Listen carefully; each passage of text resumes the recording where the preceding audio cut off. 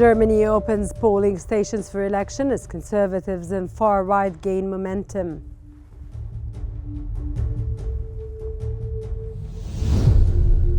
Hamas condemns Israelis' delay in detainee release and calls for mediator intervention. And tens of thousands attend Hezbollah leader's funeral in Beirut.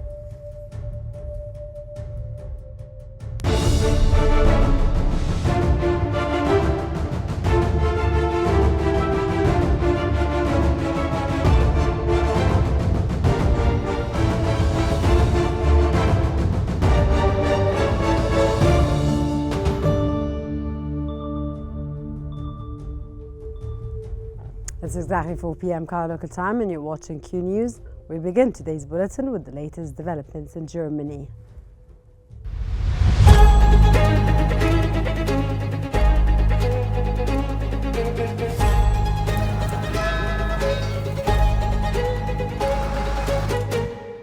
Transaktional.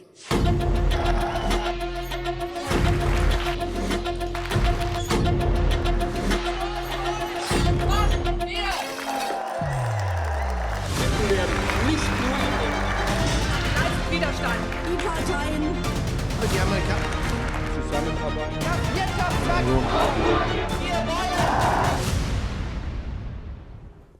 Polling stations have opened across Germany, initiating a national election expected to see Friedrich Merz's Conservative Party regain power, while the far-right Alternative for Germany is set to achieve its best ever performance. Although Merz's CDU-CSU bloc leads in polls, a majority seems unlikely due to the fragmented political landscape complicating coalition negotiations. This could lead Chancellor Olaf Scholz in caretaker position, hindering crucial economic revival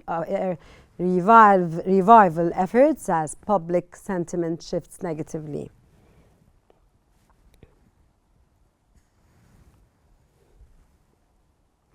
German Chancellor Olaf Scholz has participated in national elections. The election is anticipated to return power to Friedrich Merz's Conservative Party, while the far-right Alternative for Germany is predicted to secure its highest ever result in Germany. Europe's struggling economic leader, Scholz, accompanied by his wife, arrived at the polling station in Potsdam and refrained from making any statements after casting his vote.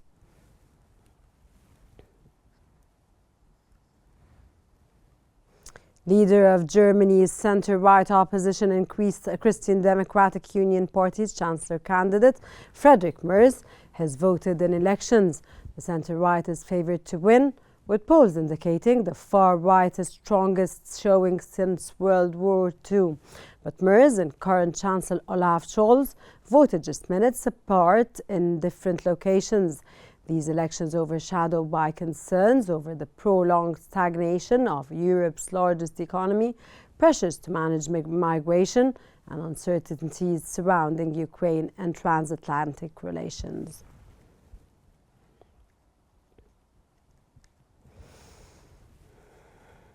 Today's elections in Germany mark a pivotal moment, showcasing a diverse political landscape, unique voter engagement strategies, and the potential for significant changes in European policy.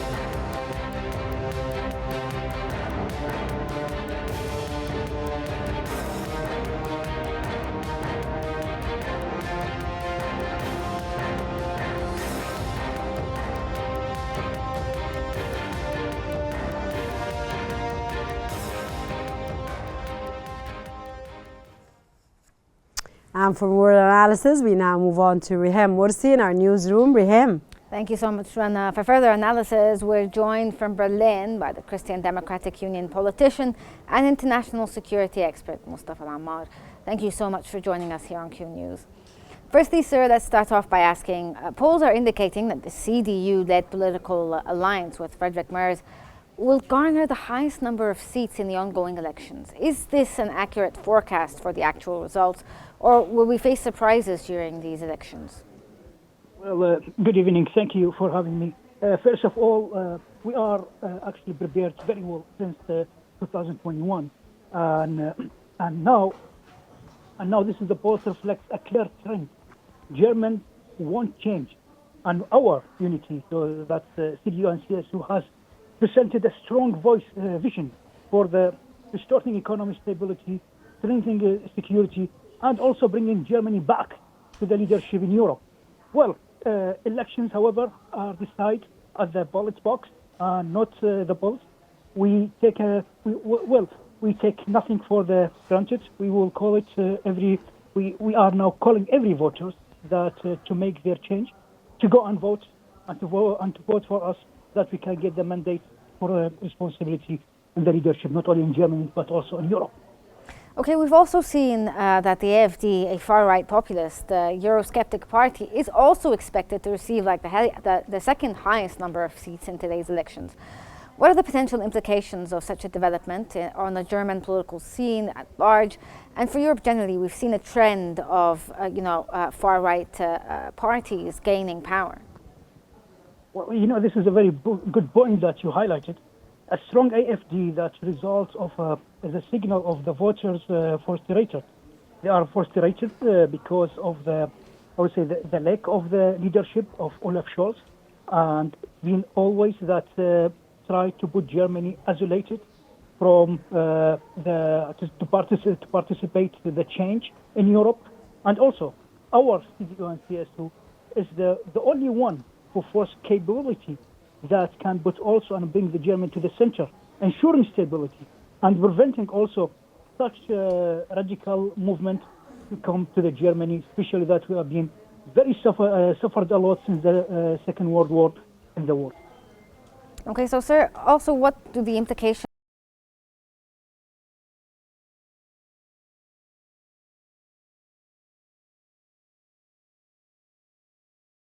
and more, concerned about the internal politics rather than external? When we get the mandate as a CDU, we will lead the government. We will reform Germany's to be commitment to the NATO and also to the transatlantic alliance. Security is not negotiable. Yeah. We will work closely with our partners in Washington, also to strengthen Europe defense capabilities, and also to ensure stabilities, also increasing also in our defense, because we having since long time we've been ignored, unfortunately, that not investing in our armed forces. So now we need really to have a new roadmap, to have a new vision, not only for Germany but also in Europe, to be able and capable to be at the same level of the United States of America and also of our alliance in NATO. So you highlighted the idea of a new vision and a new strategy. Chancellor Olaf Scholz's SDP seems to be heading to a painful defeat in the elections. Do you believe that this is due to the war in Ukraine, his economic policies, and spending on different sectors that may not have aligned with what German society wants? Well, voters today are sending a very clear and strong message to Olaf Scholz. Germany cannot afford weak leadership. The SPD, Green Coalition, failed to respond effectively to the economic pressures, energy stability, and security threats. And now we are also but first of all, for them, and we are going to be, cooperate with the best who really want the best for Germany and Europe to have the stability and also to have our economy and security back in the right way. Okay, joining us from Berlin. Thank you so much, sir. That was the Christian Democratic Union politician and international security expert, Mustafa Ammar. Thank you for joining us here on Q News. And now back to you, Rana, in the studio. Thank you very much, Rahim. And now we move on to the latest developments in Gaza.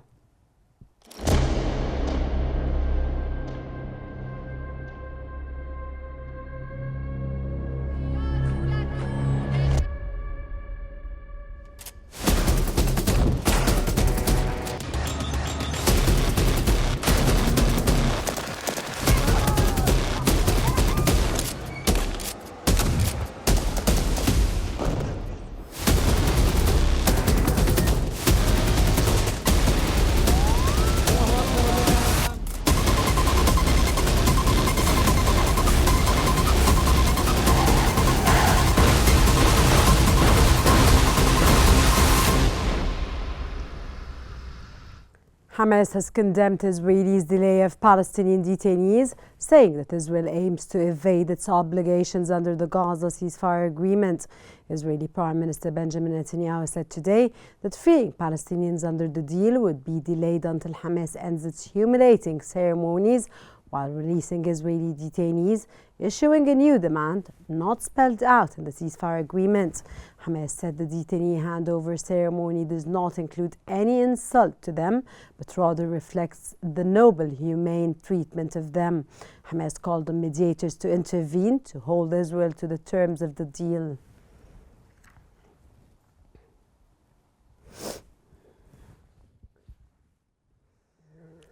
The Palestinian Prisoners Society and Palestinian Detainees and Ex-Detainees Affairs Commission has announced that Israeli authorities have postponed the release of the 7th batch of Palestinian detainees to an indefinite date.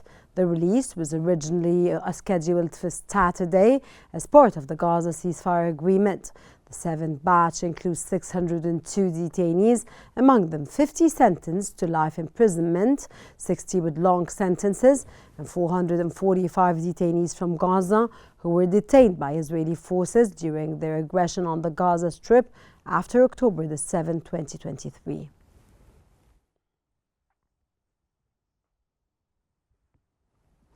U.S. President Donald Trump has said detainees released by Hamas were not in great shape. Hamas freed 6 detainees from Gaza, the last living Israeli detainees slated for release under the first phase of a ceasefire agreement that began last month. But hours after the Israeli detainees were handed over, Israel had yet to release the more than 600 Palestinian detainees it had agreed to let go in exchange.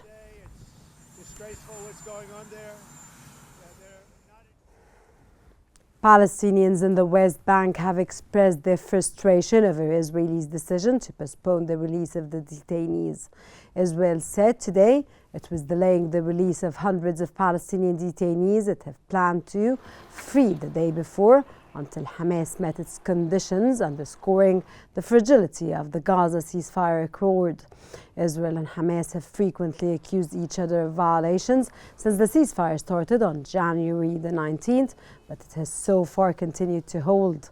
Hamas at one stage said it would stop handing over detainees because of alleged Israeli breaches.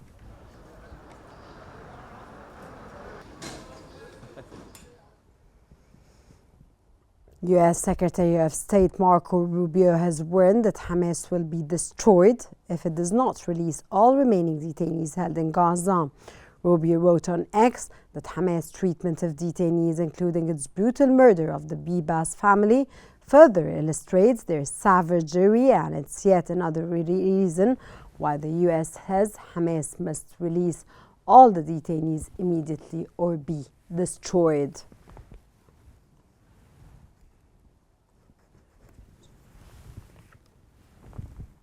The foreign ministers of Norway, Espen Barth Eide, and Spain, José Manuel Albares, have reaffirmed their country's opposition to U.S. President Donald Trump's plan to displace the people of Gaza.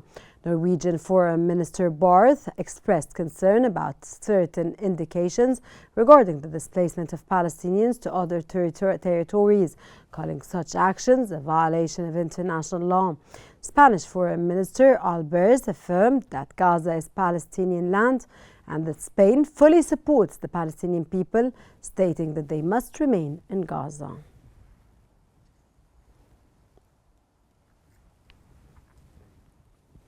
The 7th Arab Parliament Conference has firmly rejected any plans for the displacement of the Palestinian people and annexation of Palestinian land. The communiqué stressed that Arab unity is the first line of defense against all attempts and schemes to liquidate the Palestinian cause. The conference adopted a parliamentary document to support the steadfastness of the Palestinian people and reject all Israeli schemes, including the annexation of the West Bank and other plans aimed at eradicating the Palestinian cause. This document will be submitted to Arab leaders during the upcoming Arab Urgent Summit, which will take place in Egypt on March the 4th, 2025.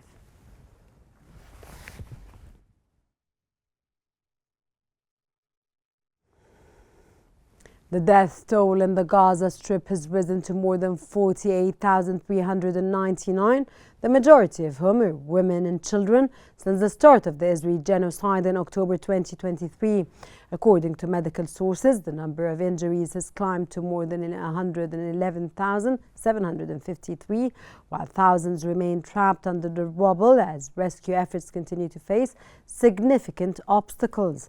Medical teams have warned that many victims remain under collapsed buildings and on the streets, with emergency responders struggling to reach them due to the lack of equipment necessary for debris removal and the retrieval of victims.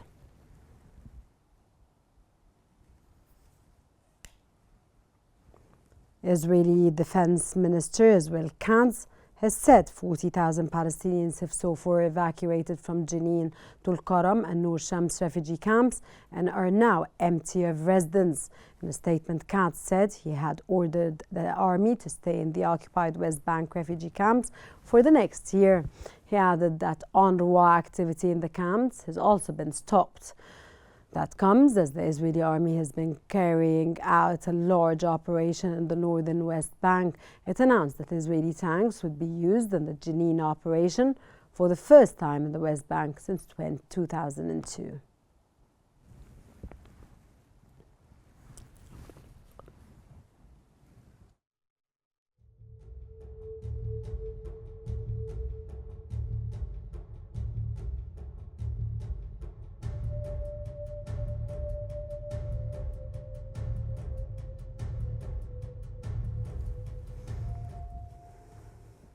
And now we move on to the latest developments in Lebanon.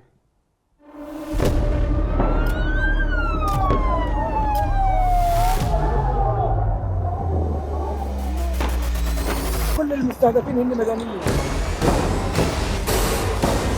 وضع شيء مرعب، شيء بخوف.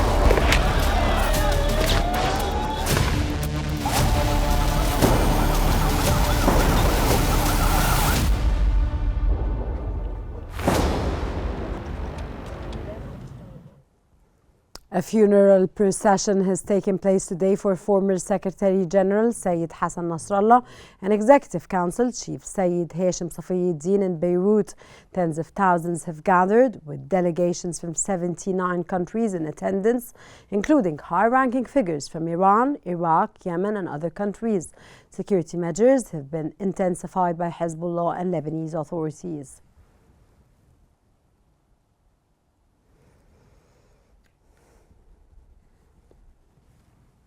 Hezbollah's Secretary General Naim Qassem has said Hezbollah will preserve the trust and follow the same path.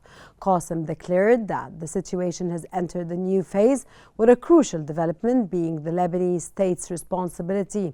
The Secretary General assured that the resistance exists and is strong. Qassem added that Hezbollah believes in the significant role of the Lebanese army.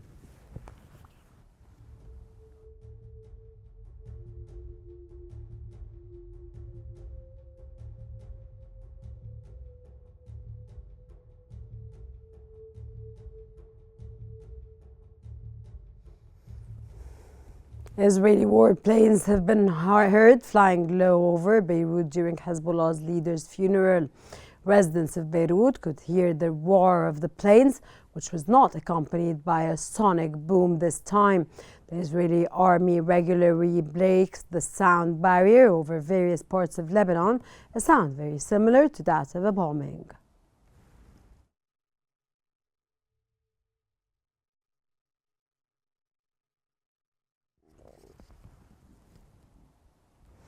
Israeli warplanes have launched a series of airstrikes on various locations across Lebanon. In a new ceasefire violation, Israeli airstrikes hit areas between Qalaqia and Samaya, Ansar, and other valleys and rivers between Zarriya and in southern Lebanon. Warplanes also targeted Birsa and Hermel's mountainous Baqa Valley.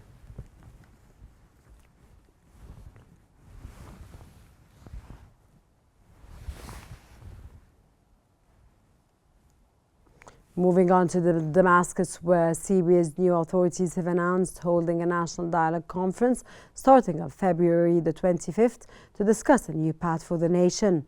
That comes as the preparatory committee for the Syrian National Dialogue Conference called for the necessity of developing an economic plan that is appropriate for the stage, noting that repeating demands for the necessity of issuing a temporarily constitutional declaration to manage the transitional stage.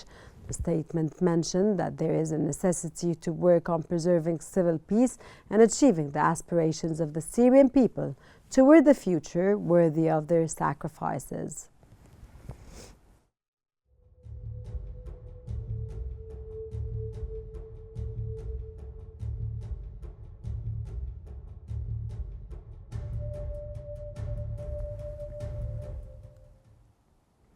And moving on to Moscow, where Russian President Vladimir Putin has said meeting the needs of troops fighting in Ukraine and boosting the armed forces are Russia's key strategic priorities. Putin said in a video, in the context of rapid changes in the world, Russia's strategic course to strengthen and develop the armed forces remains unchanged. The message marked Russia's annual Defender of the Fatherland Day, which celebrates the armed forces. U.S. President Donald Trump has said that the United States is close to an agreement with Ukraine on sharing revenue from Ukrainian minerals as part of efforts to end the Ukrainian conflict. Trump told a gathering of conservatives in National Harbor in Maryland that he thinks they're pretty close to a deal. He said the United States wanted to recoup the billions of dollars in military aid Washington has given to Ukraine in its conflict with Russia. He said that the United States is asking for rare earths, oil, or anything they can get.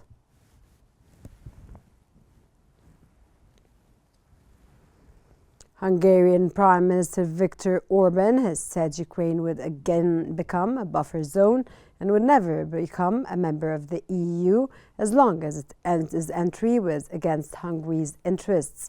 Orban also said that the government was ready to impose caps on surging food prices unless talks with retailers succeed in keeping prices under control, adding he could also limit food retailing profits as a last resort.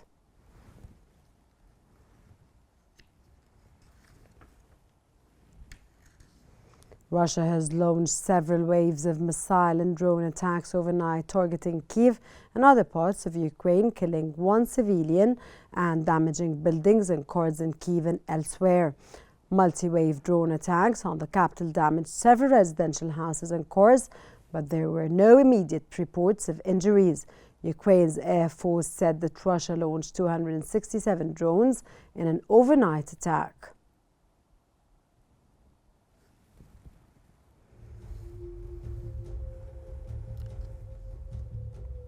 That brings us to the end of our news bulletin. Here is what we have been covering. Germany opens polling stations for election as conservatives and far-right gain momentum. Hamas condemns Israelis' delay in detainee release and calls for mediator intervention. Tens of thousands attend Hezbollah leader's funeral in Beirut. This concludes our news bulletin for the hour. Don't forget to follow Qnews on YouTube, Facebook, X, Instagram, and TikTok at QNewsEG to stay informed. Thank you very much for watching and stay tuned for more coming up here on Qnews.